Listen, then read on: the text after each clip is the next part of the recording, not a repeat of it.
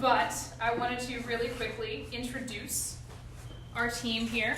This one, of course, is me. I'm the program director. If you ever have any questions about background checks or things of that nature, those will all eventually get directed to me. But as a team, we can all answer any of the questions that you guys have. Jill Skidmore is our fantabulous volunteer coordinator. So you guys will be seeing a lot of her, exchanging a lot of emails with her, and she has been doing a phenomenal job. She is one of the most encouraging people that I know, and she is also probably like one of the gentlest, nicest people ever. So if you ever have a question and you're worried it's a dumb question, ask Jill. She will make you feel like the smartest person in the world. Really? All right. Our site coordinator is Emily, and she is incredible. One of the most level-headed people in my life, and I appreciate that so much. Her hair was purple in this picture, and now it is a beautiful sherbet pink. But that makes her very easy to find whenever we're on site. So if you ever have questions during the program, most of those will end up going to Emily. All right, and then we are so excited to have Dr. Mandy Sanders with us. She flew all the way out here to help with the training today. She has an incredible background in art therapy and has been working with kids for a very long time, helping them to process the experiences that they've had through the arts. It's an incredible, incredible medium to use to help internalize and then externalize our experiences. And she's going to talk a little bit about that in just a bit. Cool. So if you have any questions about anything, please reach out to one of us. If you have any suggestions about how we can make Spark better, please reach out to us. If there's something about the training you think we can improve, if there's something about the program you think we can improve, you guys are the extra heads that make this thing work. Cool. So we know all of you guys from church. So you guys already know a whole lot about Hope Worldwide, but this is a faith-based organization, although Spark Academy is a purely secular curriculum. We are able to work with kids regardless of their background, and nonetheless, we're still bringing our own heart like Jesus to serve our communities. And our mission statement is up here. I don't know if everyone can see it at the angle that it's at, but we strive to make a difference through the compassion and commitment of dedicated staff, that's us, and volunteers, that's you guys, to deliver sustainable things that'll last, high impact and community-based services. The organization's pretty young. It's only been around since 1991, which I'm sure most of you guys already knew. A lot of you guys have worked with Hope in the past or are currently working with them right now. But it's expanded an incredible amount in the last 30 years. Wow, almost 30 years now. That's insane. Yeah. Wow, 60 different nations, and we serve about 1.5 million people every year. Here at Spark Academy, that number is much smaller, but it is a part of that whole, and we're very excited to be working alongside all of these other awesome departments within Hope Worldwide. Hope's efforts are three-pronged. They focus on community service, global disaster response, and health and social services. And although we fall underneath the global disaster response umbrella, we do have elements of health and social services and community service in everything that we do. We are working in these communities to serve these families by providing social services for their kids. We also have a parent program that we're trying to get started up right now, but it helps to always be really entrenched in the community before we can get the parents to come and trust us with all of that. But under global disaster response efforts, we kind of have a forked mission right here.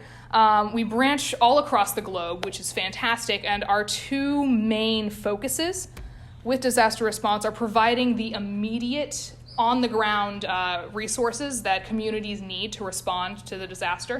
So for instance, right after Hurricane Dorian hit the Bahamas, within 2 weeks, we had an entire team down there with water, food, clothing, things like that.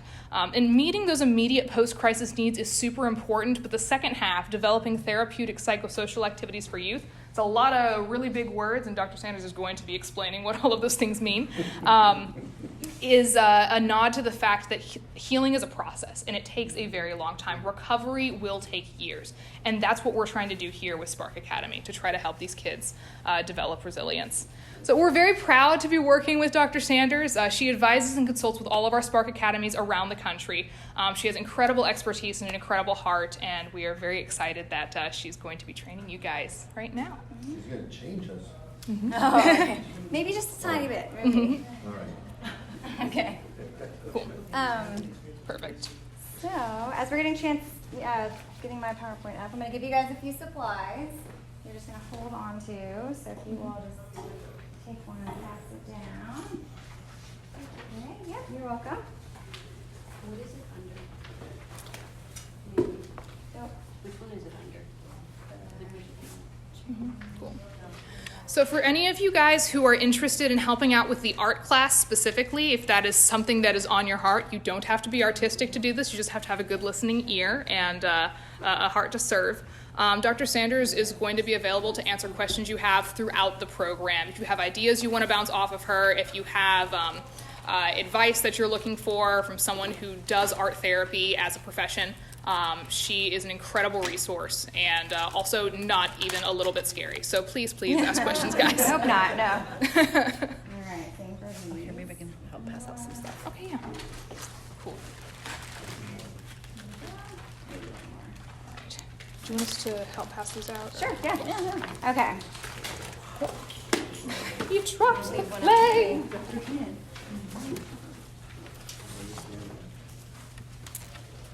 All right. So I'll tell you a little bit about myself while we're getting the PowerPoint up. So I am from, right now I currently live in Atlanta, and my background is in mental health counseling and art therapy. I actually have a master's and educational specialist degree in mental health counseling. And then after a volunteer corps to Haiti, about 6 months after the disaster in 2010, I had been studying art therapy there at that time as well. I was inspired to continue on for my doctorate in art therapy and studied disaster relief. So I really focused on art therapy and disaster relief, and have been able to use that throughout my journey with Spark Academy. Spark Academy started in New Jersey after Hurricane Sandy. The S in Spark used to stand for Sandy because it was a Sandy program for arts resiliency for kids, but now it's a special program because we've used it for multiple sites now. But I was a part of that team to help develop the curriculum and launch Spark. We had no idea at the time that it would turn into what it's turned into. But I think it just really shows the power of this program and the arts and sports and all that we do to really help these kids find some sense of normalcy and heal together. So thank you so much for having me. So I hope by the end of this lesson or this training that you guys should be able to describe some effective strategies for working with kids after a disaster and identify components of encourages, which you kind of don't have to totally memorize. I've got that on your sheet. It's really, there's some listening skills. Most of it's probably common sense, but there might be some things that are new to you. You never know. And identify risk factors for referrals. So what are typical signs you might expect to see in the kids we're going to be working with, and what are beyond our scope of what we can do and that we definitely need to seek services for. And then explain 2 art directives or art activities that you could use for stress and anxiety, maybe to really help refocus in the moment. So what is art therapy? Not a lot of people tend to know what it is. Some people might ask me, oh, if I draw something, can you tell me what that means? Are you it's like a fortune teller almost? And you're like, no. Usually we would work together and you would help, we would talk about it and you would tell me what it means. But it really is a mental health profession. They are trained, we are trained just as vigorously as counselors. I can attest to that because I've been through both. Really studying the different aspects of mental health and treatment, and they work in various settings and really focusing on improving health and well-being.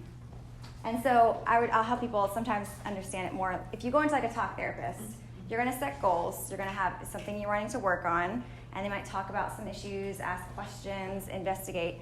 We do a similar thing in art therapy where we understand that some art materials will elicit more emotions. Some art materials will help to constrict those emotions. And then considering, how you're presenting it, how many steps are in the activity, how much freedom you give, really helps to work towards a goal we might be working on with a client. It's all going to be different depending on each person. So that's what we study for about 2 years to get a master's in it. So I don't expect you guys to be art therapists by the end of this, but definitely want to prepare you with some tools to be able to feel confident, to help these kids feel comfortable with the arts and the expression in this program. So I have this quote from Irvin Yalom that I love, and I think it really does help to make the case for art and the use of that in recovering from trauma. And he says, or he wrote actually, first there is a barrier between image and language. Mind thinks in images, but to communicate with another must transform image into thought and then thought into language. That march from image to thought to language is treacherous. Casualties occur. The rich, fleecy texture of image, its extraordinary plasticity and flexibility, its private nostalgic hues, all are lost when image is crammed into language. I feel like this really, there are very few people that are extremely talented and can definitely paint a picture with their words. But and then I want you to think about kids and their restricted vocabulary, and they don't always even know what it is that they're thinking or feeling. So to be able to describe an experience they've been through or something they've seen or something they're feeling is even more complicated. So, and then throw trauma into that or a really stressful life experience. It just makes it even more difficult. So it really does, providing art in these experiences really helps to have another way to express and to communicate with someone else. So like I was saying, art helps us to tell our stories and know who we are and what we believe. Sometimes things come up in the art that you really didn't know were there, but it really provides an opportunity to just to talk about it and figure out, what do you want to take, what do you want to leave? What could you change? What would you do differently? And it helps us communicate something meaningful from one human being to another. So when we have trauma, art is really great to help make sense of that experience, kind of like I was saying, but also to gain control over it. A lot of times we don't feel control over what happened to us. And when we're creating art, we now have the choice of how we're going to portray that, what materials we're going to use, what we want to let other people see or know about us, and have control over creating it. Sometimes I'd ask a client, if you could change something, what would it be? If you could create a different ending, what would that be? And give them some control over this. And it helps to communicate grief and loss in ways that many times words can't. So sometimes it's not about the pretty picture, it's not about the finished product, but it really is about the process of creating the art and what that does. And that's something that we really have to learn to trust in that, and that maybe you won't hear all the stories, but to know that the art really is doing its job. And what I love about it in these situations is it helps individuals to to transform from being a victim of what happened to them to now a survivor. Instead of waiting for time to pass, instead of trying to figure out what it is that I can do to heal, they can do something by creating art about it, by getting their story out there, by helping others to understand what it is they're feeling inside. And then communities and doing that together, I think, really does help that feeling of I'm not alone, someone else is going through this, and really helps to build a sense of bonding between others that have been through this. Art is a very natural channel of self-expression. And you guys probably know that kids use it all the time, almost in a play-like manner. Sometimes to tell stories, they're very imaginative with it, very expressive. And it's something that, believe it or not, it is very innate in us as a species. Some people try to restrict that and kind of stuff it down and don't want to maybe engage as much anymore. But, you can look back to the Paleolithic era and see that we were creating art when it would have been considered wasting time. We should have been building shelters and hunting and gathering and all these other things, but instead they were still adorning tools and other objects. And you'd find art in the Holocaust. That's literally life or death to create that art piece, but they still had this need to create it. So I think that just really appreciating the value in that, but then also knowing that these kids, this is a way for them to communicate and to express themselves. And because they will readily go there, part of my role as the art therapist consultant is when we're coming up with activities that you guys will be engaging in, I look at them and I say, okay, is this going to be something that's still going to be safe for these kids emotionally, still provide an opportunity for them to have flexibility and expression and individualized, but isn't going to push them too far because we don't have a bunch of therapists in the room with them to where they can't come back from that. So that's really what I'm trying to do, is provide the opportunity, but just not totally to push it too much. So just remember that, and this is kind of an image for that. Creativity is really the focus more than the communication. the communication will come. They will talk to you about them. I've heard of it from all these other sites. They're like, wow, you get the kids painting, and they just start talking to you about everything, and they're telling all these stories and in ways that they never would have thought, that how much it just opens people up. But so when they are creating it and you guys are asking them questions, it's totally fine to ask them about what happened and ask about what they've been through, but we're not going to push them if they don't want to talk about it. So it's just important to provide the opportunity for creation. So I'm going to have you guys engage in a little sample art activity. It's about 5 minutes. This is a really fun one. Something that you might want to do, if you've got a kid that is acting anxious or maybe fidgety or doesn't know what to draw, I don't know. This is a really fun activity, and some people are looking a little nervous at me, like, oh my gosh, I didn't know I had to come here and do some drawings. Sorry, it's an art program. But so this is a lot of fun. My kids, my daughter particularly liked doing this, like after a quiz. When she was done, she'd flip it over and start doing this. My husband too, sometimes. It's a doodle type activity. But what you would do is maybe have them warm up their shoulders or hands or just kind of loosen up, because what we're literally going to scribble. And ask your student to maybe not look at the page. They can close their eyes if they want to, but some people that's scary, which is totally fine. So you're just not looking at it and using a light colored pencil or something, but I'm doing this so you can see, and just create a bunch of squiggles all over until you feel like you've got enough to create something out of it. Well, that's pretty interesting. Okay. And then I would tell them, all right, so you're either going to, if they're sitting down, they can kind of spin it around until they figure out where the top or the bottom is for them. Or you can put it on the ground and walk around it and see what comes out to you. And then you're looking for something to kind of jump out of the page, an image of some sort. Some people will see a Mickey Mouse. Some people will see, an animal of some sort. And then I'll say, bring that to life so I can see it. Whether it's just darkening the lines, erasing a couple, adding to it, whatever you want. But help me see what you see on that page. So I'll give you guys a couple minutes if you want to try that on the back of your paper or, yeah. Again, it's just not about, here, I'll show you what I made. I'll show you. So you guys are like, I don't know what you're talking about. So I found this is my top, okay? I was like, all right, this is how I figured it out. That's where I think I see something. And then you click again. This is what I ended up drawing from it. We played a game at one of my other trainings, like, what do you see in this? And everyone's shouting out all these different things. And I'm like, well, this is what I saw. It's not in my normal repertoire of what I ever draw. Like, some people have their doodles, they always do. This is never, like, something I always do. But I just went with it. And I think that what's fun about these is it doesn't have to be a pretty picture. It's going to be a funky shape to start with. Like, it's not about it being great art. It's just having fun. So give yourself permission to just have fun with it. And I'll give you guys about 2 or 3 minutes and see what you do.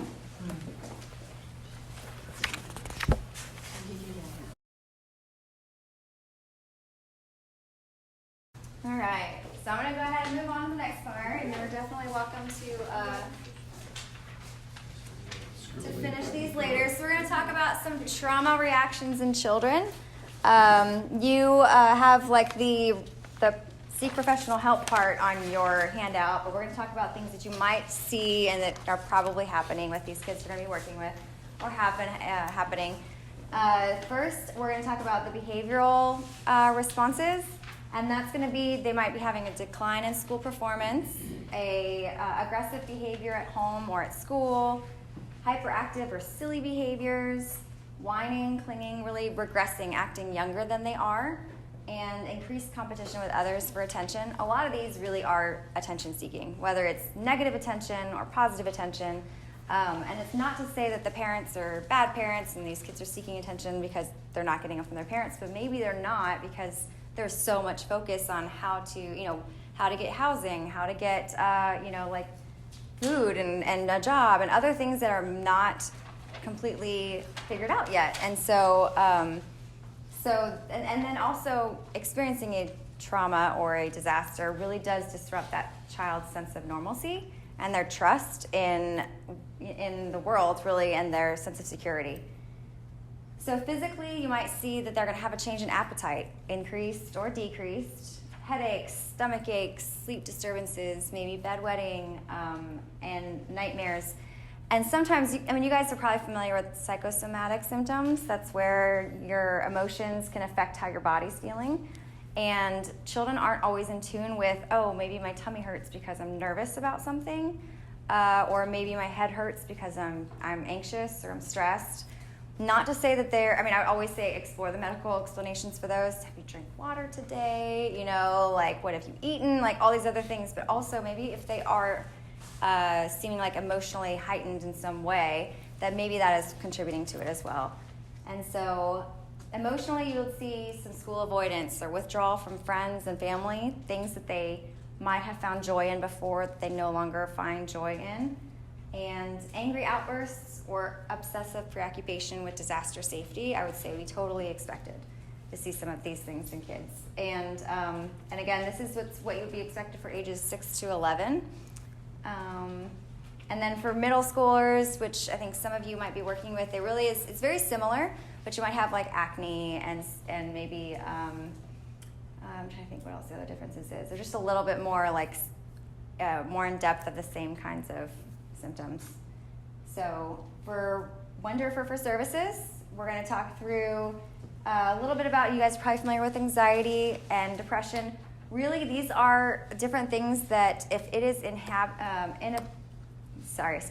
if this is interrupting their daily life, they cannot like really go through going to school or have normal activities in their life without this really interfering, then that is a case for needing some professional help.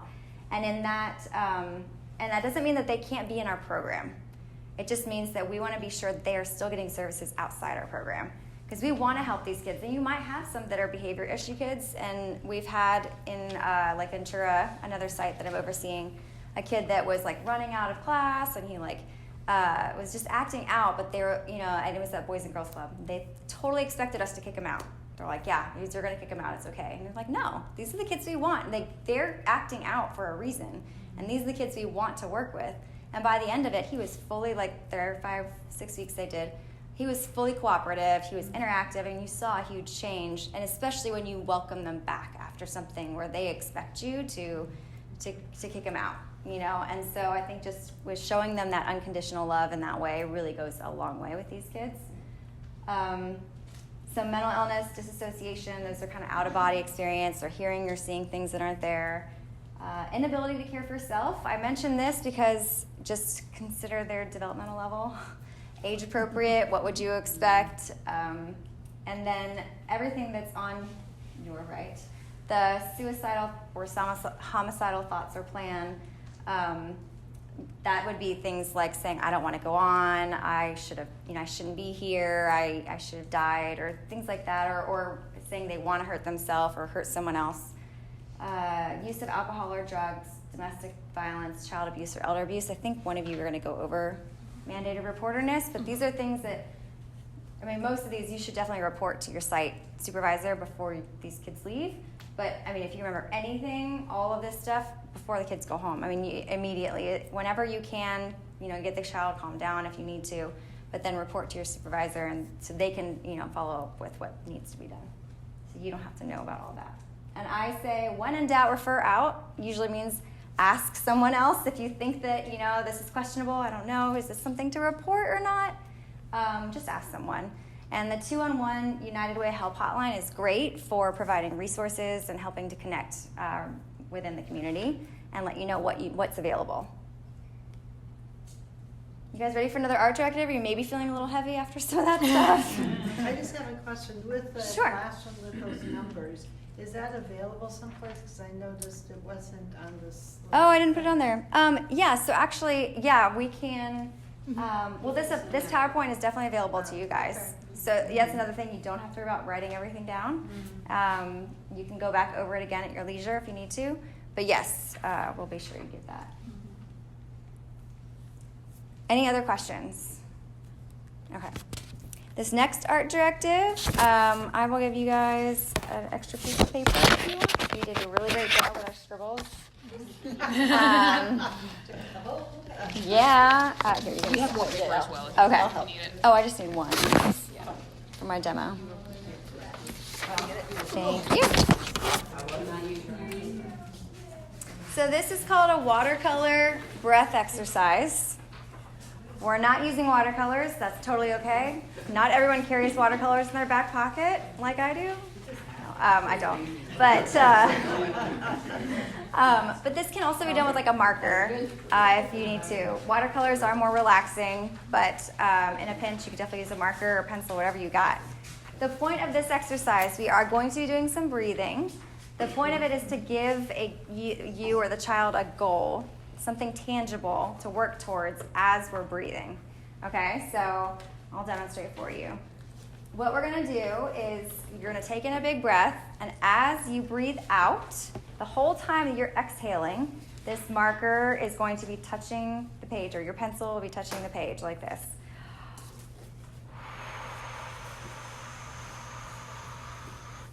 Like almost as if I'm blowing it across the page. I'm going to slowly move it across. Okay. So let's say my client, that was their first breath. I might say, all right, let's try it again. Do you think you can get it to go all the way across next time? Right? And like, I don't know. Let's see. Okay. Maybe a bigger breath. Okay.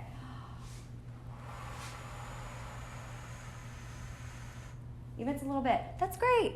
You might have some like smart aleck, I don't know, middle schoolers maybe that are like, yeah, and they go really fast. Like, no, you got to go the same same pace.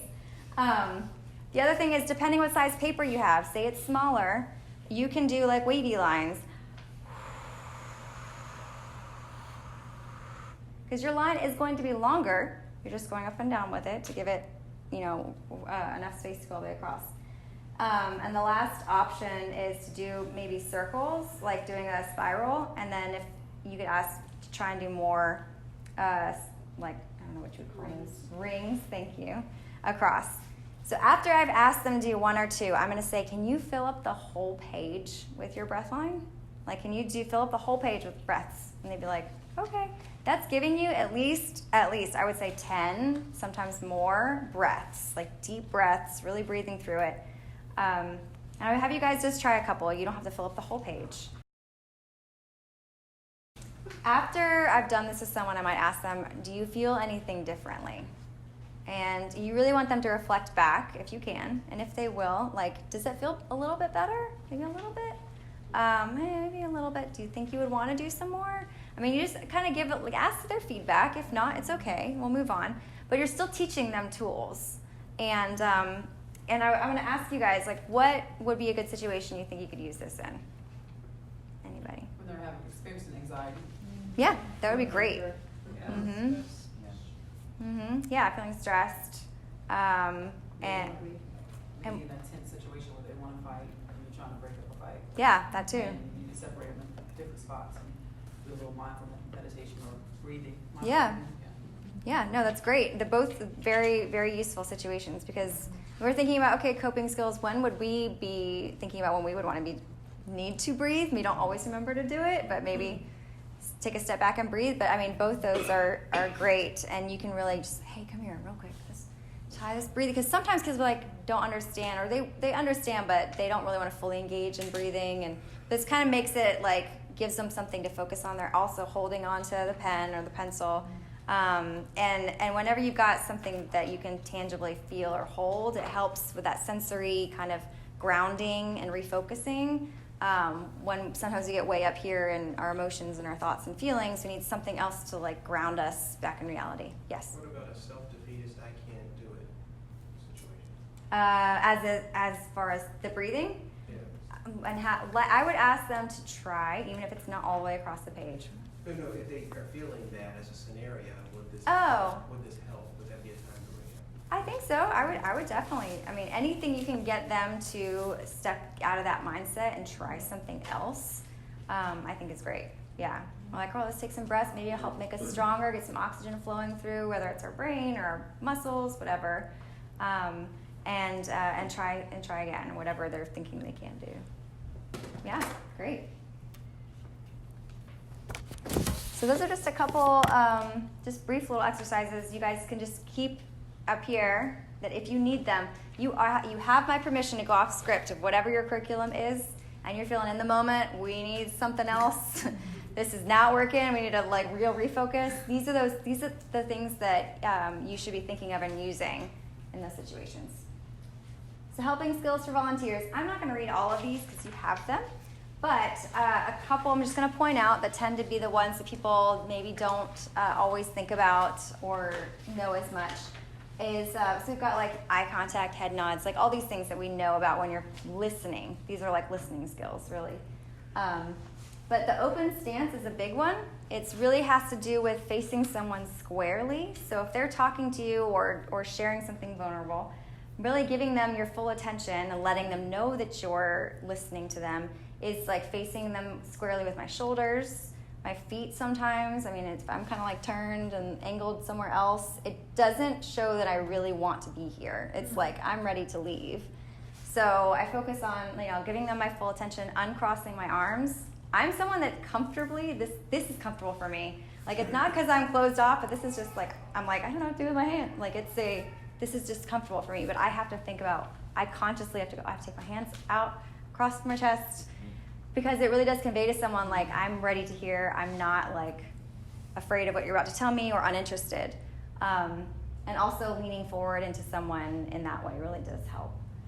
So, and then also the matching grammatical style, which is kind of just speaking in the kids' language. Use the words they use in order to kind of be relatable, and listening with the third ear. Pay attention to what their body language says along with what they're verbally saying.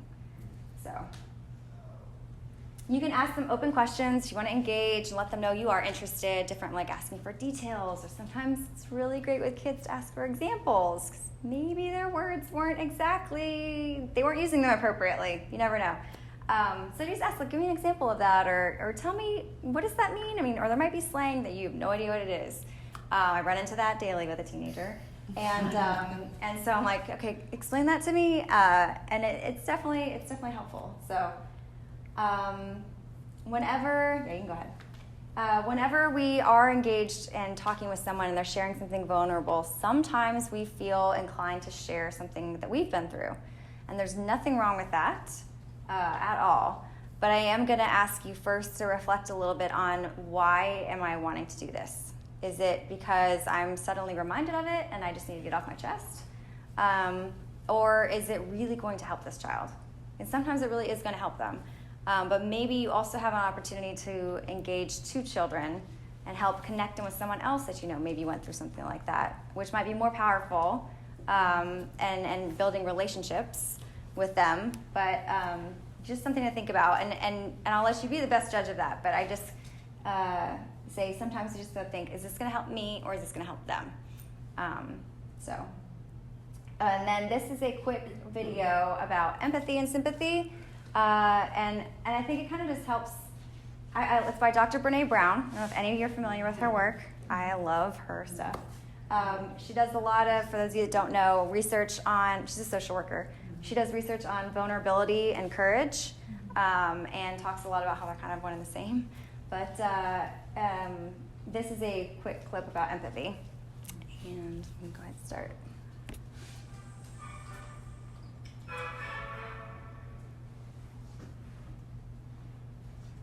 So what is empathy, and why is it very different than sympathy?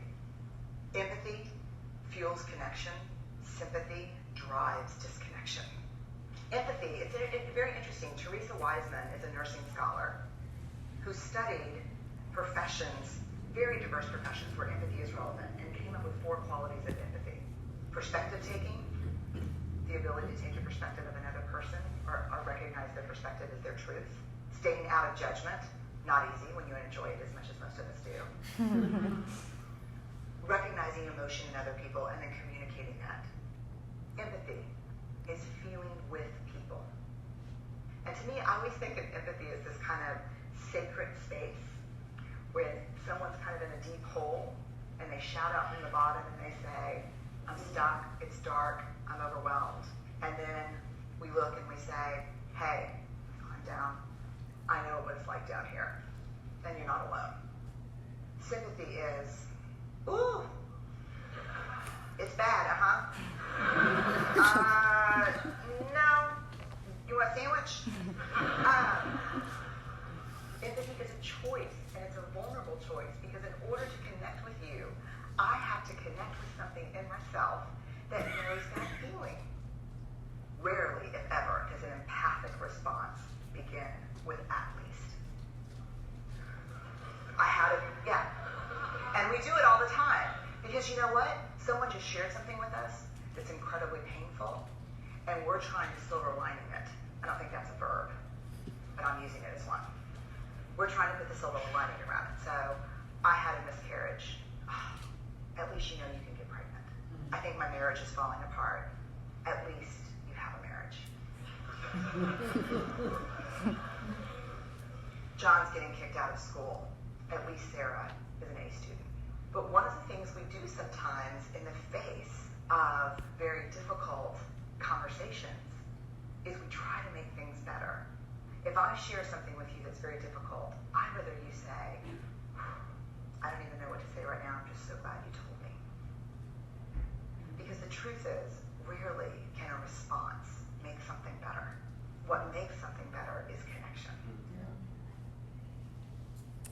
Yeah, so I feel like the video is really, like, it's an easy one to remember, I think, when you're thinking about this cartoon and the way she explains it. But, you know, you might hear some hard things from these kids that they've been through in heartbreaking situations, and it's totally okay if you don't know what to say. It's totally okay to just sit in that moment with them and let them know that, like, thank you for sharing that with me. Thank you for trusting me.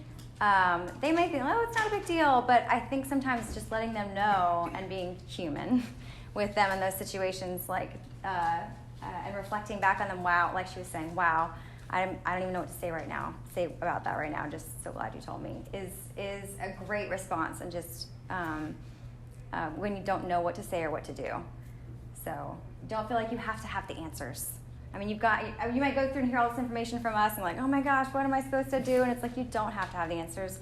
If they're telling you, you've done something good already. Like, they're trusting you. So just go with it. Any questions? We're almost done with my part. How do you get so much putty on an airplane? Yes. I have to take it out every time I go through TSA.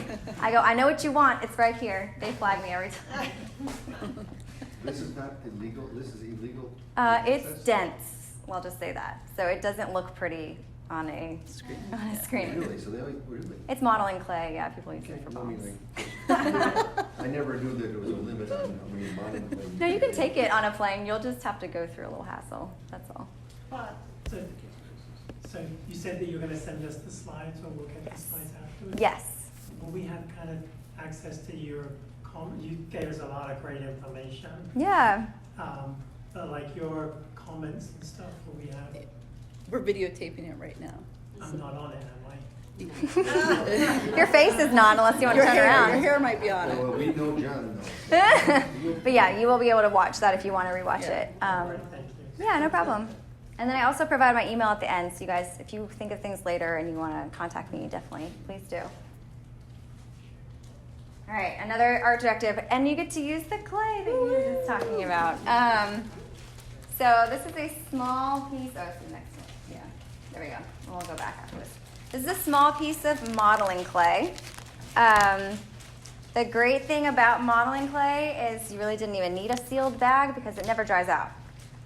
This stuff never really gets hard and crusty like Play-Doh might, but you also can't bake it and it become a permanent creation.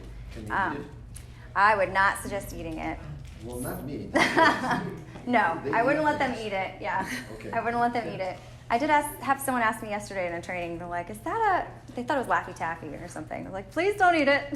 You'll figure it out." But so this is modeling clay. It is, as you can tell from working around with it, it's very hard to squeeze. And I've given you a small piece. They come in. Let's see if I have one. Yeah, like this pack. It's not very much, but it comes with like 4 of these bars.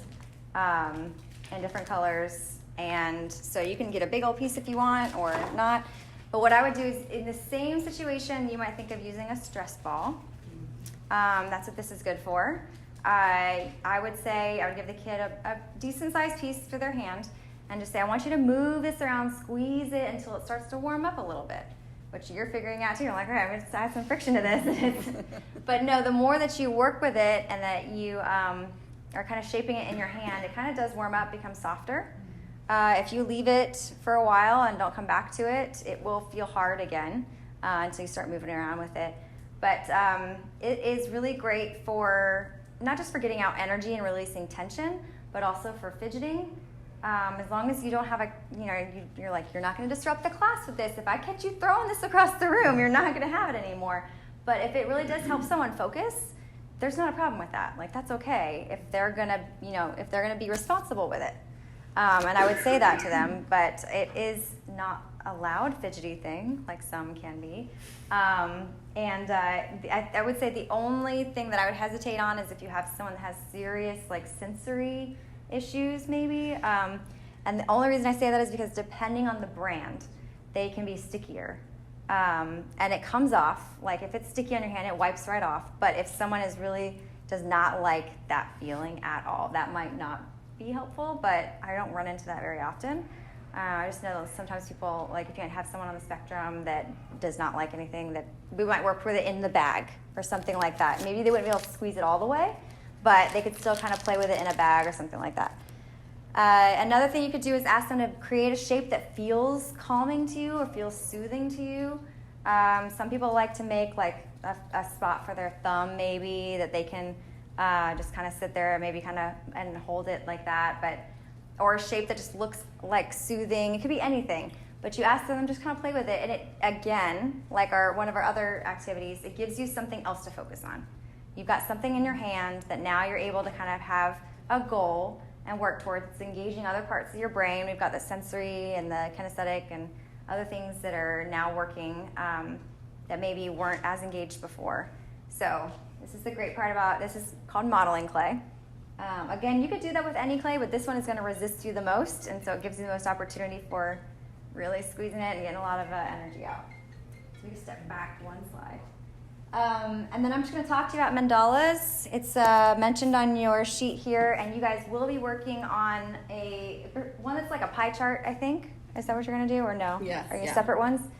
It could be a pie chart style, or it could just be a open-ended, whatever you want to do mandala, or a big group one, which is both of these I think are group mandalas. A mandala it means like a circle. It's Sanskrit for circle, and it has historically been used in like Hindu and Buddhist cultures for meditation and healing and focus, and so it still has, I've found it to have some of those properties in working with clients, some that may have attention difficulties or just high emotions. And there's something and you might have experienced this when I was like, we're going to draw something.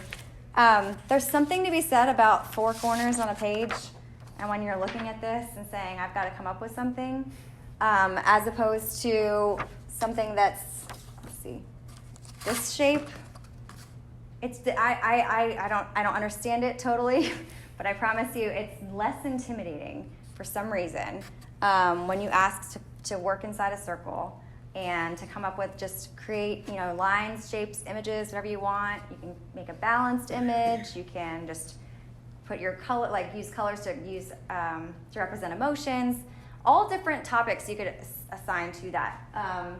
But what we're going to be doing, I think, for a kind of like a daily journal to kind of transition and get them focused, is do like a pie chart. They're going to have like one portion they work on each day when they come in, and then that'll build throughout the program, and by the last day it'll be a finished piece, and each piece will be different, presumably, but maybe not. Other options are like, this is a group mandala. It's very fluid. They just got a big thing out here with like crayons or oil pastels, and just work with it and see what happens. So all different types of ways to do that, but that's just another option.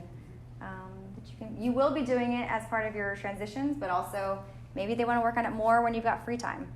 That's fine, totally fine. Or do a new one. So. What age kids is that appropriate? You could probably do it with any age kid. With the young ones, you're probably going to get lots of smiley faces, but that's also okay. They're coloring, they're sitting down. Or you can talk about some colors, some people feel like a certain color to them represents happiness. Another color might represent sad. And pick what that color is for you, and put that, whatever you're feeling on here. Something like that. And you might be feeling lots of happy, a little bit of scared. I don't know. But, like some people will find ways to, You can always try it. If it doesn't work, it doesn't work. I'm always like, you see what happens. Like, just try it with me. If you don't like it, we'll do something else. Sometimes that works, sometimes it doesn't. And I will say, last but not least, please, please, please don't forget self-care. Some people, I think, as helpers, that's one of the last things we do. I think you guys are here because you care about other people. You care about kids. You care about helping them. And so as helpers, sometimes we neglect ourselves. I'm one of those people that to help myself, I help other people. That's how I feel like I'm, doing well is when I'm serving and helping others. But it's almost a chore for me to sit down and be like, okay, I need to do some self-care. But when I do, I definitely feel more refreshed and like I have more energy and I'm able to be more present. So that's what I'm going to encourage you to do. Whatever it is, if it's riding a bike or if it's calling your friend or journaling or maybe it's painting, that you schedule that in. While you're volunteering, schedule it in like once a week. It could be 30 minutes, whatever it is, but it's going to make sure that you're doing that, taking care of yourself, you're refilling your cup, and that you're able to, some people are already doing it, and you're like, I already do it. It's, every Monday is my whatever, and that's fine. But if you don't, maybe that's a good way for you to think about making it more regular. And so that's it. That's all I've got for you guys today. If you have any questions, I'm here. I've also got an email. But thank you guys so much. You've been a great group to, Thank you. All right, well, thank you, Dr. Sandos, for always, no matter how many times you come to present, you always learn something new, which I appreciate. So thank you for all your efforts. So the issue that we're trying to combat is like youth that basically have experienced a national disaster, and they typically experience the most intense feelings, amazingly, 12 to 18 months after the fact. And that's usually when people kind of honestly forget about them. It's like, oh, well, it's been a year, you're good, right? And a lot of times, no, that's only when the beginning stuff happens. And so... Is that true with any kind of trauma? Pretty much, yeah. May I comment? Yeah, sure. Think about it when a person passes and everybody brings the Yeah. casseroles and everything, and it's like, okay, fine, everybody's there. But then what happens, like a couple weeks later, you got a whole refrigerator of casseroles and there's nobody there and they think everything is covered. So you could just imagine what it'd be like with these kids that are still processing and having trust issues, like you were saying, and the parents are focusing so much on the necessity rather than the emotion. Exactly. Like Tracy is like one of our experts because Stop it. not only has she been to this training, she's been to the last training too. So she knows what she's talking about. So basically, last time we took care of kids, or we catered to kids ages 5 to 12 years old. So this time we're kind of bumping up the game and we're doing a little bit older kids. So they experience it slightly, to a less extent, but they still applies to them. And so basically it translates to PTSD-like symptoms. Yeah. They have behavioral, physical, academic, and emotional struggles. The exposure to adverse childhood experiences, the ACEs, as we like to say, are like high dose. But basically, it's like a high dose of adverse childhood experiences can triply increase risk for 7 out of 10 leading causes of death in the United States, and it reduces a person's life by like 20 years. So basically, like the things that they're experiencing now, like at 5, 7, 10 years of age, can possibly reduce their lives by like 20 years.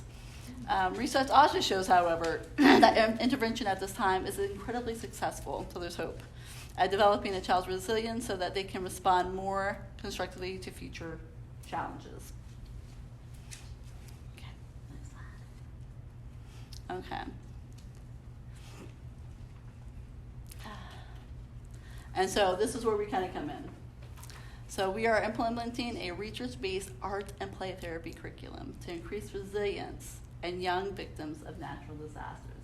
So basically we come in with this curriculum to hopefully combat all the negative impacts that they've experienced. Here we go.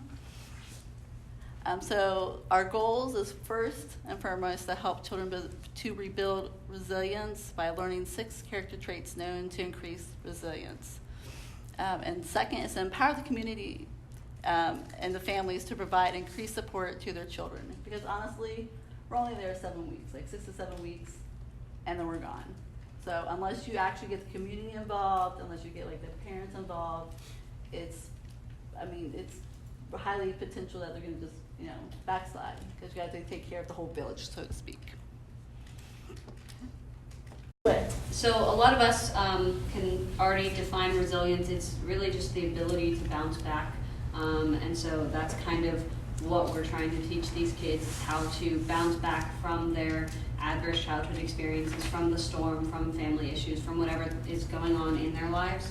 And so really advancing despite adversity, not allowing those things to hold them back, but using them to motivate them and move forward in the future. So some different ways that we can build resilience.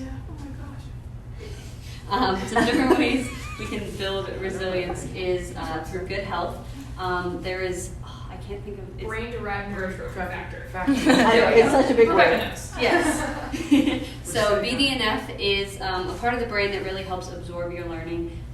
It's the kind of thing that if you're not well rested, if you're not well hydrated and taking care of yourself, it really has a limited supply of what you can take in. But when you rest, when you take care of yourself better, you're able to absorb more information. You're able to absorb more knowledge of the things going on around you and more experiences. And so we really strive to enforce good health with the kids that we're teaching, so that they're able to really take on what we're learning and use it in the future and not just forget about it completely. Are you also including movement, because that's where BDNF is mostly factored when a child's moving? Yes. So we have a sports element in the program. So yeah. Another way is by small tasks. It can be very overwhelming for a lot of kids to take on just a big task all at once. And so one thing that we really encourage the students to do is break things down little by little, so that they're able to see everything as attainable, achievable, and something that is really just possible for them to move forward from. And so again, that makes better use of the BDNF, and it allows for just refurbishing your brain and allowing for more learning and processing to occur.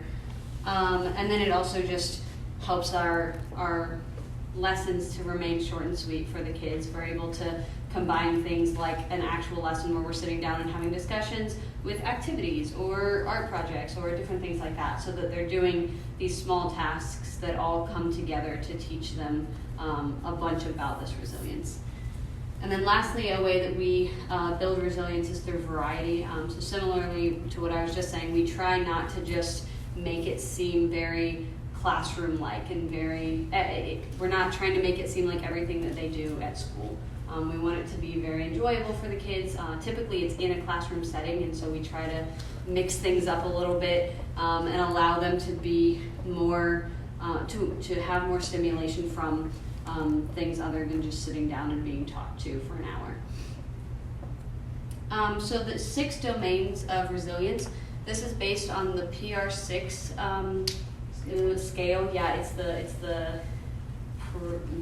Rousseau and Rousseau. Yeah, Rousseau and Rousseau. They came up with this study that basically figured out these 6 different character traits that will help improve resilience if they are effectively used. So there's vision or goal setting, which is pretty self-explanatory. What are your goals? How are you going to attain them?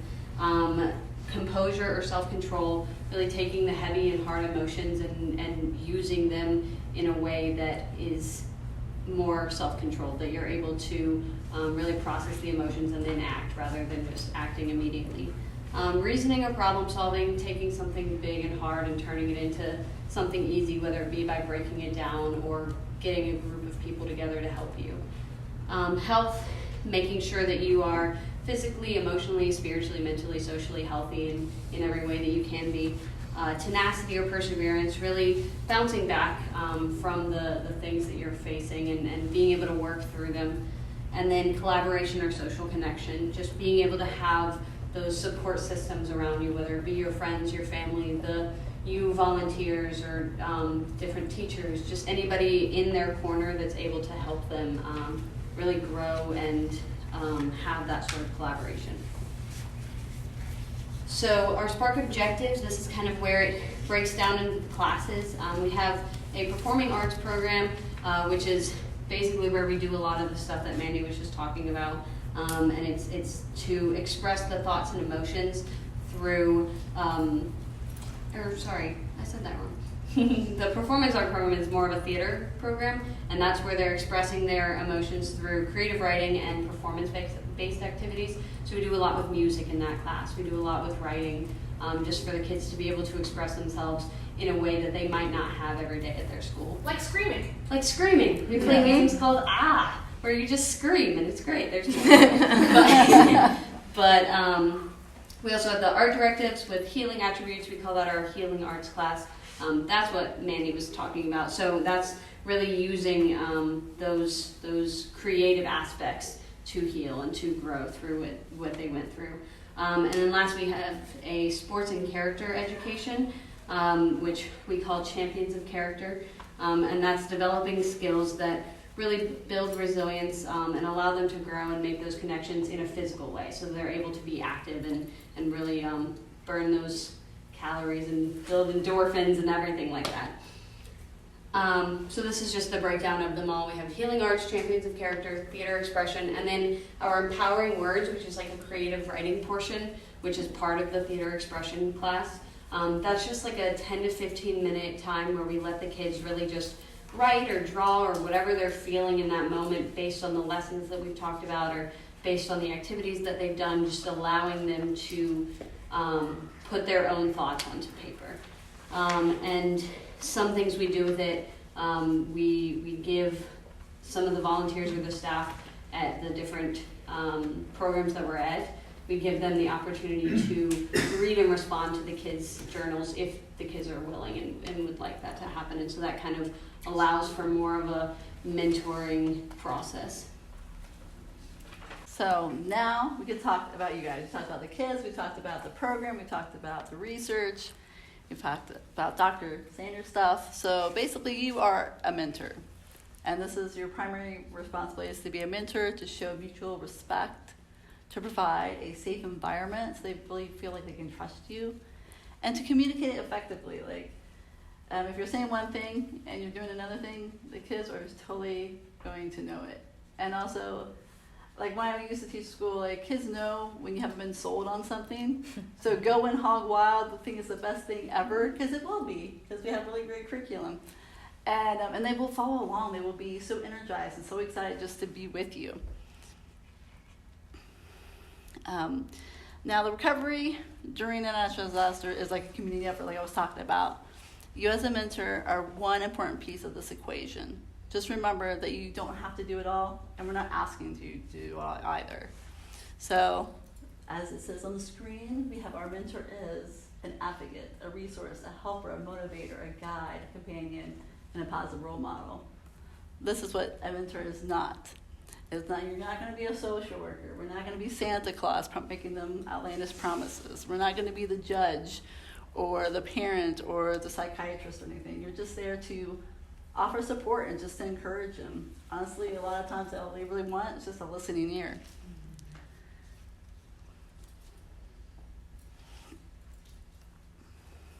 So, you know, like I said, talk to them. They really do want to talk to you. Get to know them personally and to be open with them and just to be, you know, just be present, honestly. Just show up, be present, and everything else will follow. You can build self-confidence by promoting a positive self-image through praise and constructive feedback. And you can offer a child a chance to learn trust through consistency and security in your relationship. Like, I mean, I know that a lot of times not everybody can make it every week, but they will notice if you're not going to be there one week. So just tell them, like, hey, you know, like, I've had such a great time with you this week. I just want to let you know, especially if some, like, certain kids will just totally click with you. And if you've clicked with that kid, you got to tell them, like, hey, like, I'm not going to be here next week, but I'll be there the following week. I can't wait to hear all about all this fun stuff you've learned. Now, one of the ways that because we all went through training as well, so one of the ways that the Spark staff was trained in this aspect of like mutual respect was in a 2-hour training. Like we had a 2-hour training on all this, so we were like, okay, we can't have a 2-hour training on top of what we're doing now. So what are the tidbits that are going to be the most useful for you? So basically, what we learned was that when you step into a mentorship role for Spark, you have to think of it as like they have a broken relationship. Either it's with themselves, with the community, with their families, or with God. And it can kind of seem kind of like what do you mean? Either they're not connected with God, they have like poor relationships with their family, they feel like the community is out to get them, or they have like a lot of self-hate for themselves. And also you have to realize that everybody has poverty. Like, we're not going to come in on the great white horse trying to fix everything. Because even us as ourselves, like, we still have issues, so to speak. And so you can't, like, lord it over them.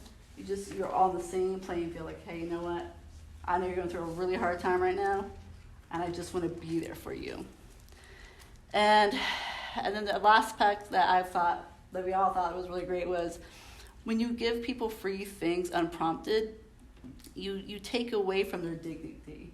Like I remember one video they were talking about how military families, like they have like the Santas and the Christmas and all that, and they come in with all the gifts, and the military guys, or women, leave because they feel like I can't even provide for my family, and that's really heartbreaking for them sometimes. So and just remember that everybody has something to give, like a smile or words of encouragement. Like nobody has nothing to give.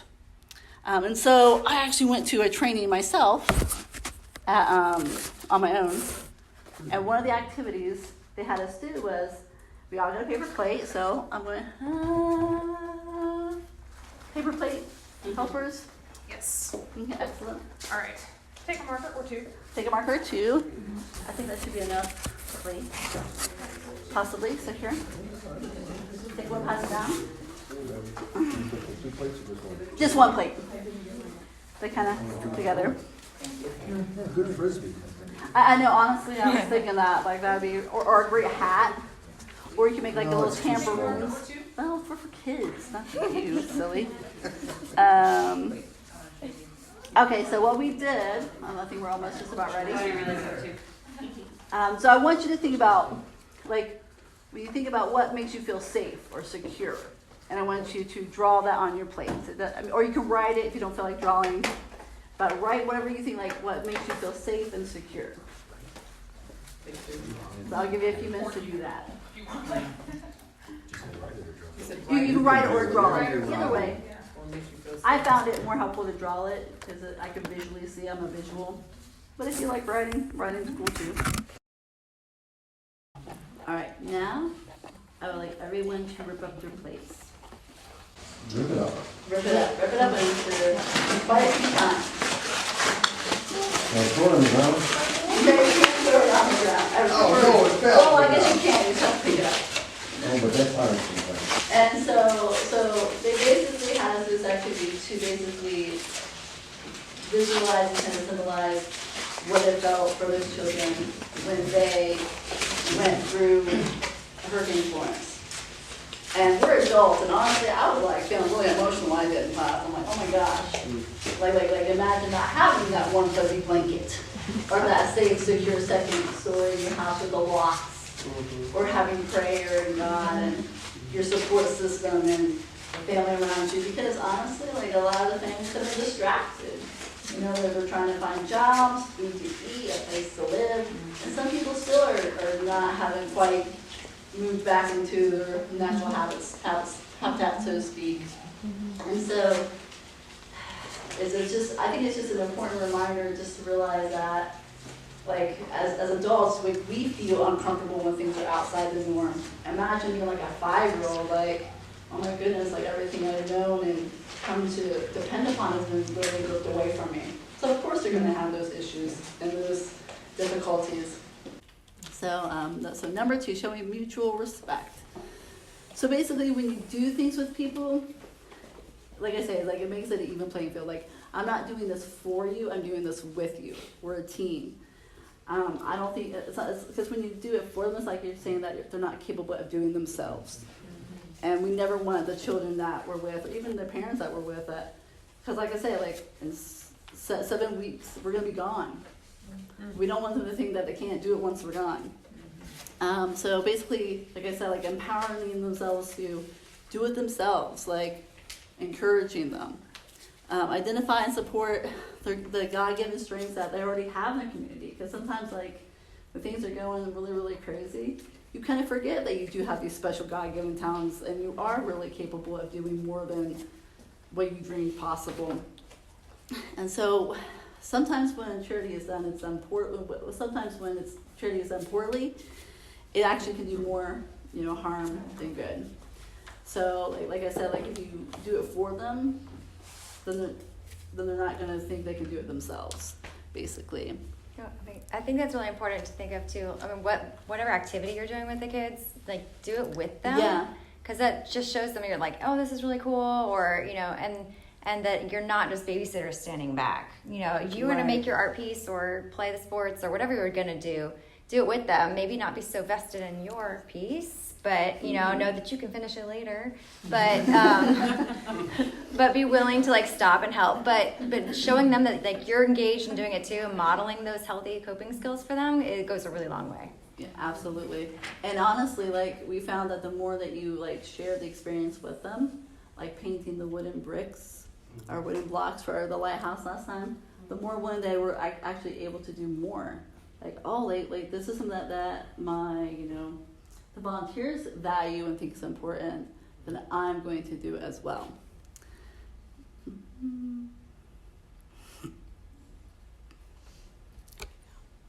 Okay, so number 3, providing a safe environment. So basically, injuries are going to happen. There's always that risk, that potential. So for a minor cut or scrape or bump, the volunteers can use a first aid kit that we have.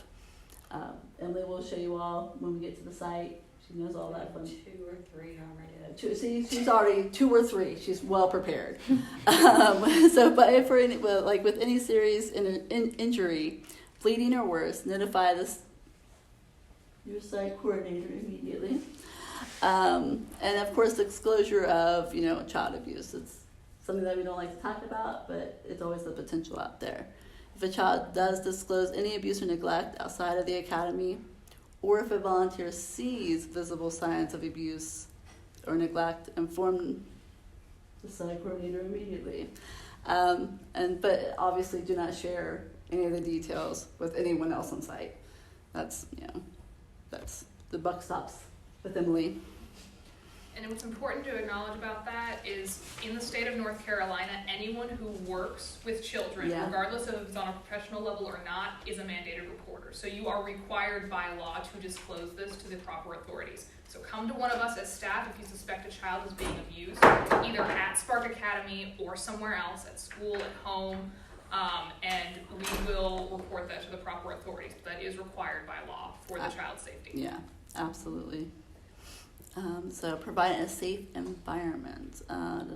So serving food safely. So basically, we will let you all know if there's any food allergies. The parents have like handouts, things that they have to fill out, so we know all that good stuff. And obviously, we operate as like a peanut-free zone. And don't share your food. That's your food. They have their own food. And this one's like the big one, and it's like so easily kind of overlooked, or you don't think about it because you're rushing around doing stuff. The 2-person rule. So a volunteer must never be by themselves with a student. There should always be at least 2 adults present at all times. So like because basically sometimes like we transition from different classrooms, you'll be walking as a group with another volunteer. I think so. That's it. And then communicate effectively, number 4. So always, communicate in a positive manner. So basically for every like 1 negative, you have to like say like 9 positives to kind of combat that 1 negative. So it's always good that 9-to-1 ratio for corrections. And then also create an atmosphere of encouragement. We can't control negative influences in a child's life, only what they experience while with us. So just kind of keep that in mind. And if positive correction and gentle reminders fail, notify Emily or one of us. We're also more than handy capable. And never touch a student as a form of discipline, except it gently, temporarily restraining one who may have hurt themselves or others. May I comment about some of the children are very impulsive, Yeah. so their play becomes very strong and forceful, and we're trying to deflect, not being injured or punched in the stomach or something like that. It's a very, very delicate balance because they may take it as, oh, you're being forceful with me, and then retreat. If there is a child that's usually like that, the last Spark Academy we had a couple people that were kind of like the designated child wrangler, that if they kind of had disciplinary things, or they started going off, that they did a one-on-one with them, just a couple of steps away from it. So if you do come across somebody that's like that, definitely let one of them know and say, hey, look, this is what is happening, and this is what I'm seeing. So that way, you kind of get that extra help. Yeah. Because some of them, they don't mean it. They just really are like, wow, I really like you, let's play. And if you punch you in the face. That happened a lot. But when you have like a person that has like 4 brothers, and that's how they play at home, and the parents are like, okay, boys will be boys, but that's not necessarily appropriate, because once again, we're not the parents, we're just kind of here for the for the interim. Time. Yeah, exactly. Okay. Okay. All right. Hannah, it's up to you. So I wanted to talk to you guys a little bit about what the sessions will actually look like.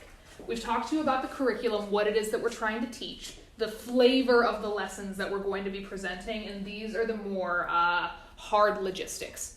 So we have 2 types of programs that we're running with Spark Academy at the beginning of 2020. One of them is going to be our Saturday school kind of presentation, and this is an all-day sort of affair. The students are with us from 9 a.m. to noon. We have lunch, and they get picked up at 1 o'clock. This is the same kind of program that we did back in the fall for those of you who did that or got to see a little bit of our materials from that. And our particular program that we're going to be starting up in February with the Saturday program is going to be at Old Dock Elementary again, which is in Whiteville. It's about an hour commute here from Wilmington, and it's also a little bit over an hour from Fayetteville for those of you guys coming from Fayetteville. We would like all of our volunteers to arrive at 8 a.m. for the Saturday session. That gives you time to have breakfast, which we will provide for you guys, get briefed, and help us with setup, which is a really, really fun thing when we've got a lot of cool art supplies to explore and set out. Whenever we have things like relay races, our sports class is always a ton of fun to set up. We do sometimes have technical difficulties in the morning, so we need that extra time to set up projectors, make sure sound is working, and things like that, especially if we're planning on showing a video in the sports class or doing some kind of dancing that requires music and good speakers in the theater class. Lunch is going to be served at 12 noon. And after that, the kids go outside and play. It's a lot of fun. We need to have a lot of folks on the playground and on the field with them for supervision purposes, and it's also just a good time to get to know the students. But each class is going to last about 50 minutes with 10 minutes to transition. So that's taking students to the bathroom, making sure that all of the art supplies are cleared up, making sure that space is clear in the classrooms for the theater room if we've moved furniture around, and things like that.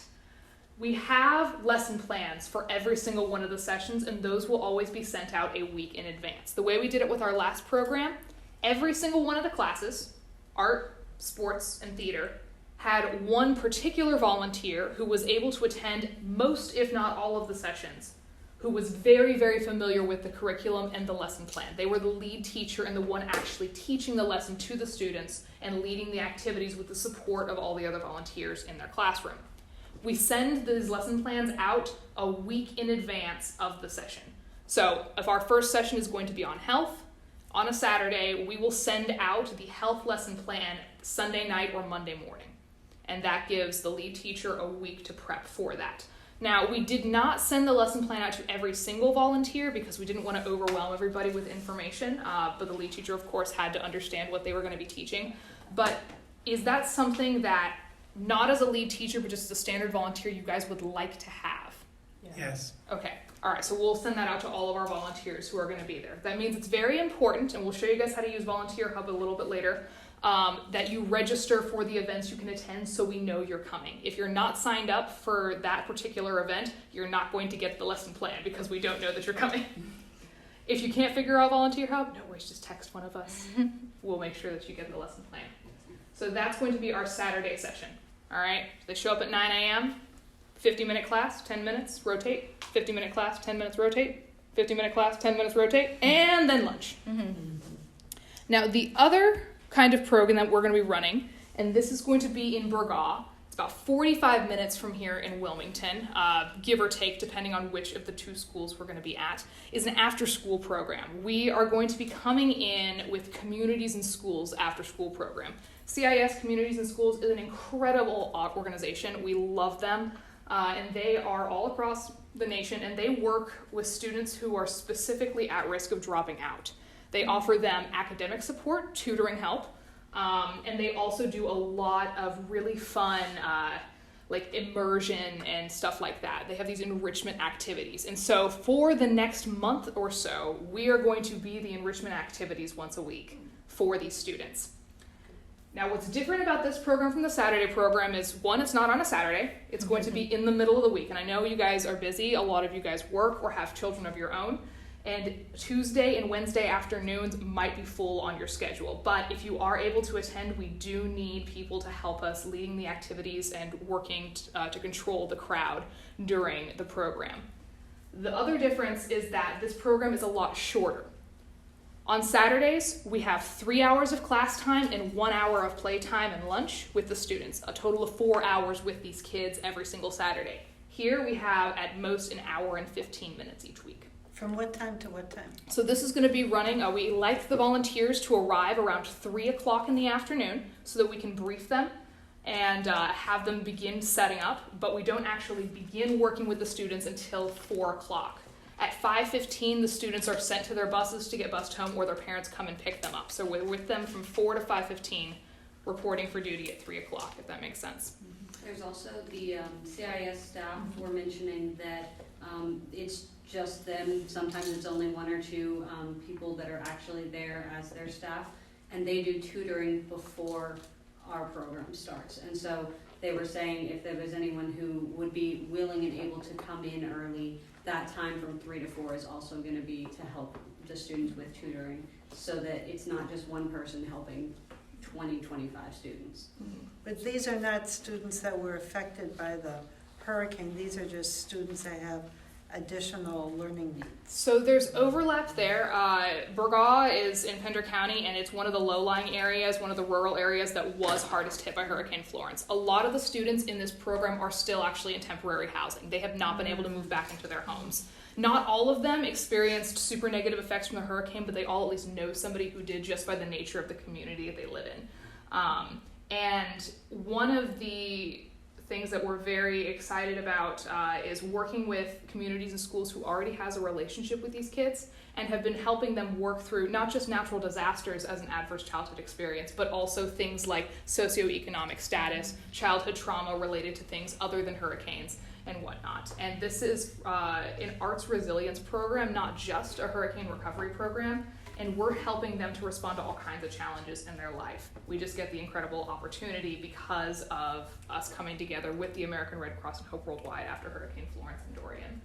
Can I say something? Yeah, of course. So something else that's common in communities like this is you have the people that they were directly affected in their homes and all that, but then there's the other communities out and around it that are indirectly affected in ways that maybe they're hosting other families in their homes and things like that. So these kids might be experiencing it in that way, even if they didn't, have loss of home.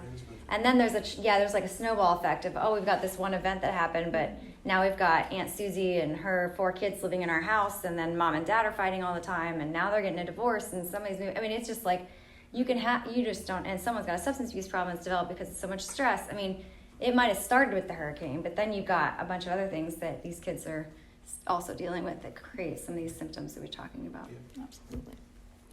So to just quickly summarize what this looks like, I don't know how well you guys can read this tiny text, but this is to just kind of explain briefly, and you guys will have access to the presentation, what time all of our activities are going to start with these 2 things. Saturday sessions are going to be every Saturday beginning at the start of February, beginning February 8th, and our after school program actually starts this week. Every Tuesday we're going to be at West Pender Middle School, and every Wednesday we are going to be at Burgaw Middle School. If you guys are able to help with this, please let us know right away so we can kind of streamline your registration process and get you there. For a lot of these sessions, if we don't have a lead teacher who's able to prep in the week in advance, one of us as staff will be the lead teacher for that. But if that is something you are interested in doing, being a lead teacher for our after school program or for the Saturday sessions, please let one of us know. If you have a particular skill or something that you really like doing, whether it be art or theater or talking to a student and getting to come out of their shell, if you really like athletics, if you really like dance and expression and all that stuff, let us know these things. You don't have to be a professional. You don't have to have these skills to help with the kids. Tracy reminded me when we were doing our program last time that at the beginning when she asked, okay, listen, what if we're not like a super great artist? What if we're not like a star athlete or anything like that? The only prerequisite for this is love. You're here to love these kids. You're here to serve these kids. But if you do happen to have a passion for these things, let us know. We need lead teachers. You don't have to be an artist to be the lead teacher for art. You don't have to be a coach to be the lead teacher for athletics. You just have to have some experience or a passion for working with and corralling kids. So if you guys have teaching backgrounds, if you have nannying backgrounds or anything like that, awesome to have. And we really appreciate all of you guys for helping out with that. Are there any questions about this? How do people let you know those things? So you can email me, you can talk to me, you can text me. We will have our contact information at the end of the slide right here. And if you are in Fayetteville, you can talk to my parents. If you are here in Wilmington, you can find me or Emily or Jill at church.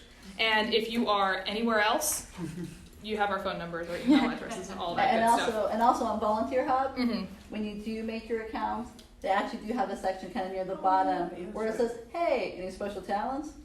Because I do look at those.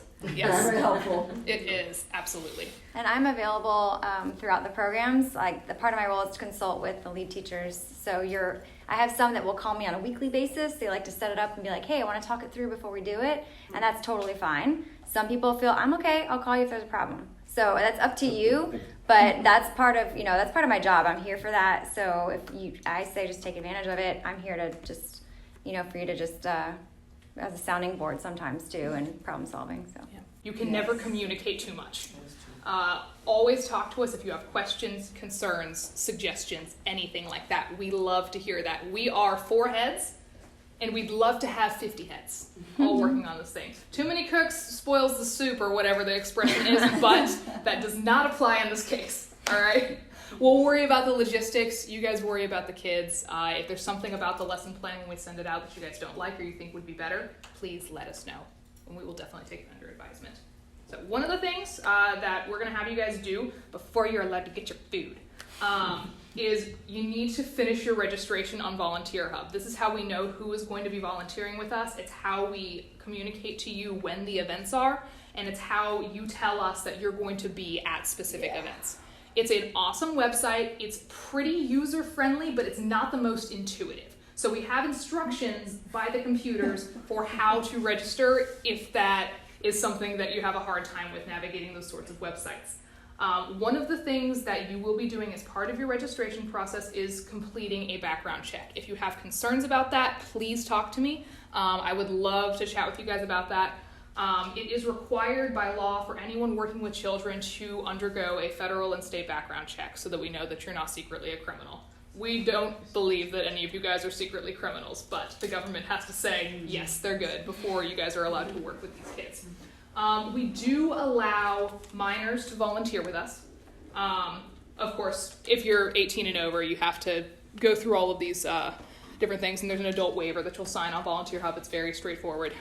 But if you are younger or you have a child, a neighbor, somebody who would like to volunteer who is under 18, they will also register on Volunteer Hub with their own account, and they will undergo not a full background check, because that's against the law, but what we call a teen screening. Basically all it is we need to have 3 trusted adults in their life who can vet them. We'll just give them a quick call, ask them about the child's strengths, ask them if they'd be a good fit to work with children. And they have a waiver as well that is specifically for them. When you sign up on Volunteer Hub and you put in your birthday, it'll tell you whether you need the adult one or the minor one. So What's up? So I already have a background check because I'm an educator. Do I need to do another one too? Yeah. So as an organization, at any point when we have liability for student safety, we have to have a physical copy of the background check. So whoever did your background check, if you get it yourself, or request a copy of it and send that to us, you do not need to undergo the Hope Worldwide background check, if that makes sense. That makes sense. Cool. And then if there are any volunteers, though, who are under the age of 15, so ages 12 to 14, they're a little bit closer to our students in age. And we know that most volunteers who are this age are probably volunteering because they are a little bit more mature, but they are required to volunteer with a parent. We are trying to corral our students in the program. We cannot also be corralling our youth volunteers. So if there is someone who is 13 years old, wants to do service hours so that they can get into some club that they're in at school, they need to be volunteering with a parent or somebody who is their designated guardian at the program. So, Question? yes. Just for clarification's sake, a 16-year-old does not need to come with a parent. Correct, yes. 15 to 17-year-olds, they are all good. And all of this information we will send to you guys. Kevin. Yeah. What's up? So just like you work with our youth group as well, Mhm. would this be, let's say us and the Drees took a few of our youth with us. We have some that are over 15, but this would be they could totally come in. Absolutely. On Saturdays, Yeah. so we could rock it with our youth. Let's Yeah. do that. Let's rock it. Absolutely, Sounds yeah. great. So the idea with it is like for our programs at CIS, everyone's going to be all together the whole time. But for our programs at the elementary school, we'll be in different classes. And so for kids 12 to 14, they have to be in the same class with their parent. It's not just I showed up with my parent, now I can go to whatever. It's they have to be with them in the same classes and everything. But if you were to bring someone 15 to 17, they can be in a different class than you are. But we can coordinate and plan maybe 2 or 3 Saturdays. Yeah, absolutely. Do that. We would Or love every that. Saturday, but we could work with you on planning that. That would be awesome. Really help. Okay. Absolutely. Okay, let's do it. Yeah, and it's really fun for the students to be able to do these activities and see a whole bunch of grown-ups make fools of themselves. Sometimes it can be more comfortable for them to see someone a little close to their age, enthusiastic and involved. Yeah. Maybe you can address this with your own words. Yeah. Let's say I want to volunteer, but I don't think I can make 7 or 8 sessions. Yeah. So if you can show up for even one session, you're here at training, you've been trained, you're able to do that, we would love to have you there. The more hands we have, the easier it is to help corral the kids, the more likely we are to have a student make a connection with somebody. We love to have consistency with the students, but that is not a requirement. If you can only make one session of the 7, please come. If you can only make 2, please come. If you can make it to all of them, that would be incredible. We only had 2 people who were able to make it to all 7 sessions last time, and they won the perfect attendance award. Thanks, Mom and Dad. Yeah. You should pitch this at our lock-in we have in a couple weeks. It's a good idea. Because we'll have teens there, Yeah. and then we get to do a little thing, you get to do this presentation. I think we get it. I'd love that. And if we can get some parents Available there involved as well. And yeah, it'll be, Yeah, We should they, definitely do that. so that I think that's great because in Houston they did a Help Youth Corps, so it's all teens help come and run the Spark Academy as like a summer program for like 2. They had 1 week one city and one another, and the kids responded so well to those teens and really built like close relationships with them. So I think that would be amazing I'm if we really could do that. excited about that. So if we decided to beat the bushes a little bit for volunteers that we may have contact Yeah. with, what kind of organizations have you found success in getting people to volunteer? What groups are So there? we've been reaching out to student organizations on campus, and there have been some students who we have met at involvement carnivals and whatnot. So one of our volunteers from last year, we met him at the involvement carnival. He gave us his contact information, and we sent him all of these details. He came to training, and he was one of our greatest volunteers that we had. He was one of the lead teachers for our athletics class. Jefferson. So like high school honor society? Yeah, definitely. If you guys know people who would be interested in volunteering, let them know. Honor Societies is great because they need volunteer hours. There's also a volunteer organization here in the Cape Fear region. Rebecca pointed us to them, and we have been in touch with them. They've been handing out flyers for us. And I have a meeting with her on Thursday. Perfect. Yeah, I think she had the flu or something Yeah, over the she did have the holidays. flu. Yep. And Yeah. will there be another session after the 7-week session? Are you going to start up another 7-week one after March sometime? Yes. So there will be more Spark Academy sessions later in the spring. We haven't yet had a chance to plan those yet. But as we get in closer to the summer and as schools start to come out of session, we're also trying to plan a summer camp style thing where they come in for a full week as opposed to just 1 day a week for 7 weeks. There are also a lot of different communities around coastal Carolina that we'd love to work with. We're trying to get something started up in Onslow County. Right now we've got the Burgaw program up in Pender County, but Jones County also has a lot of needs. And if you guys have connections with a school, a community center, or anything like that, a group that you think could really use Spark Academy, let us know and we'd love to get in touch with them. But yeah, does anyone have any other questions about background checks, about volunteering, about the program logistics, curriculum, anything like that? All right. I have Yes. a question. What's up? So you said there's a 10-minute transition where we go from room to room, and that's the time bathroom breaks. Yes. Are the students allowed to go into the bathrooms on their own? So like if you have a group of like 5 or 10, you can send 3 of them in and wait outside with the rest. So the way that we do bathroom breaks, in order to maintain that 2-person rule right there, whenever we send students into the bathroom, we need to have 2 adult volunteers in the bathroom with them who are the same gender as the students. So if we have all the boys go to the bathroom, we need 2 male volunteers to be in the bathroom with them. Obviously not in the stalls with them. You can't help them wipe or anything like that. That's not what we do here. But you need to be in the room.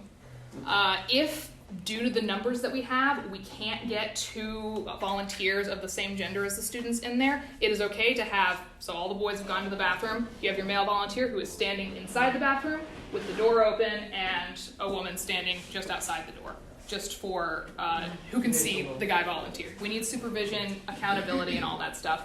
Because if, God forbid, somebody does make an accusation against one of our volunteers, we need to have another adult who was there and can verify what happened. Yeah. And if I understand correctly, also, in particular with this population that we're working with, it's good not to let the children be alone, if at all possible, with each other. Yes, So, absolutely. They will sometimes fight each other, and we do, especially with some of the older kids, see some issues with students being alone together. So, yeah, we should always know where the students are at any given moment. If we lose one, that is a problem. That's one thing that if there's ever a situation where you're like, what if this happens, please let one of us know. For instance, if you do lose track of a child. Not only that, but from when we were going from room to room, what we were doing is kid counts. Yeah.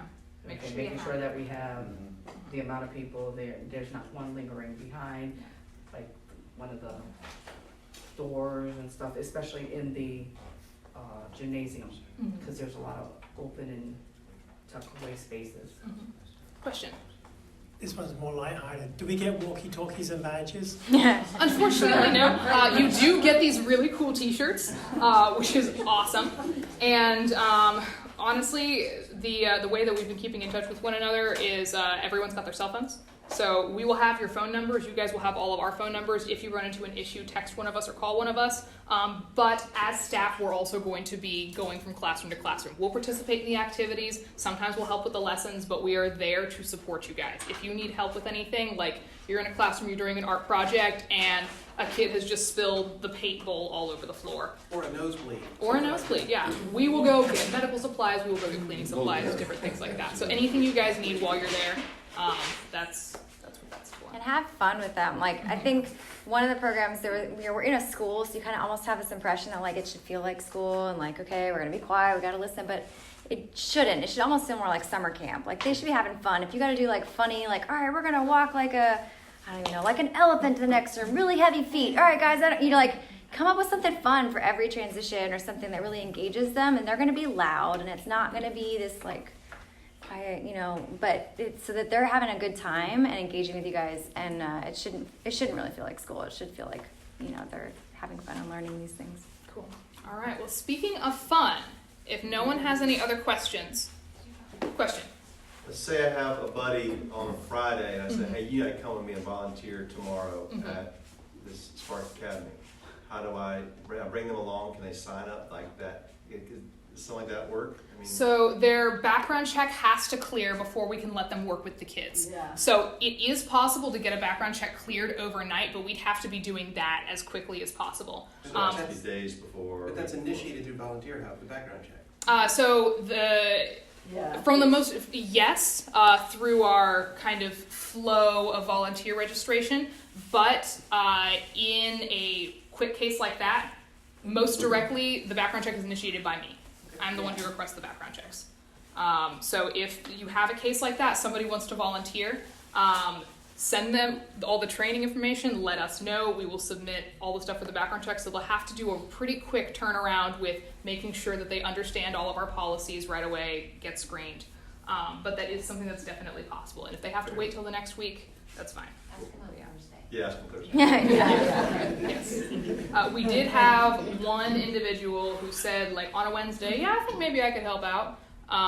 And so we submitted the background check for them. Somebody helped them create their volunteer account. And Friday night, they were going through all the training materials. And 6 a.m. the next morning, they got picked up and driven to Spark Academy and helped out with that.